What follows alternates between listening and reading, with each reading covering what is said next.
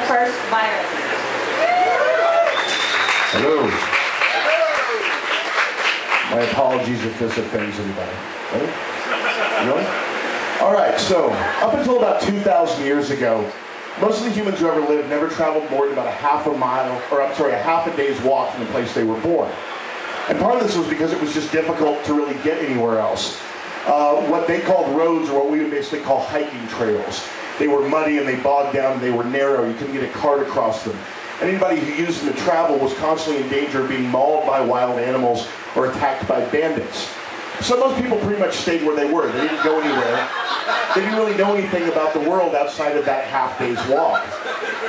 But then the Romans showed up.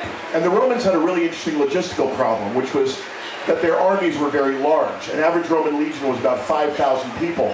But when you added in all the auxiliaries and camp followers, you were basically trying to move a small city of 15,000 people through a wilderness. So the Romans built infrastructure. They built roads. And their roads were very different than any other roads that had been seen before. They were broad, they were well paved, they were well maintained, they were heavily trafficked, and they were built to last. As you can see, this is a modern photograph of a Roman road. So the Roman army moved out from the city of Rome and conquered. And as they conquered, they built these roads. Ultimately, they built a road network that covered all of Europe and northern Africa. And for the first time, you could travel from Scotland to Mauritania in relative safety and in a relatively fast amount of time. Now, we always talk about the Romans building trade, but to me what's really interesting is that they built an information system. A Phoenician rug merchant, as he traveled around, met other people from other societies, found out about their homes, told them about his, and this information spread. To some extent, the Roman road network, as much as it was a travel system, was the first glimmer of a global internet, of a global information network. And I think ultimately it is for this that the Romans will be remembered, not their architecture or their gladiator movies. It's that Rome was a machine that built roads, roads that are still in use to this day. So then something really interesting happened.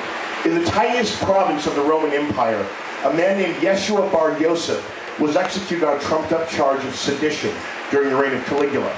Now this man, Yeshua bar Yosef, or as we call him Jesus, was a homeless preacher. And he told people that he was the incarnation on earth of the Hebrew God, and that if you worshipped him, you would live forever after you died. But most interestingly, the other thing he told people was that part of this salvation was actually going out and sharing his message with others and bringing them into the fold. Now, there had been proselytizing religions before, but there had never been a religion that had this built directly into its own source code explicitly, this idea of sharing the message with others. So his message spread, and eventually after a couple of years it spread to a man named Paul of Tarsus, famously on one of these Roman roads. Now Paul was a really, really ambitious cat, and he decided that he was going to bring this message to everyone in the world. And so he traveled on this Roman road system. Now, if Paul and Jesus had been born 100 years earlier, you never would have heard of Christianity, and we'd probably all be worshiping sun gods. But Paul went around and he went to these towns and these villages, and he spoke to people, and he converted people. And as he converted these people, they would travel, and they would spread along this Roman road this message of Christ, and it kept spreading and spreading. As you can see, Paul started down in Jerusalem and made his way along the eastern side of the Roman Empire, and finally to Rome. And it took about 300 years, but if you look at the way that Christianity spread throughout the Roman Empire, it's a textbook example of a viral growth. The same way that a virus propagates through the internet. It started in all these little places where Paul was and went out from there. And it took about 300 years. But in the year 325, the Emperor Constantine converted to Christianity, assembled the Council of Nicaea, and effectively converted the Roman Empire into a Christian empire. So in 300 years, when this network was barely existing, Christianity rewrote the operating system of the Roman Empire completely. And what now we can see that Christianity was it was the first meme. It was the first self-replicating idea.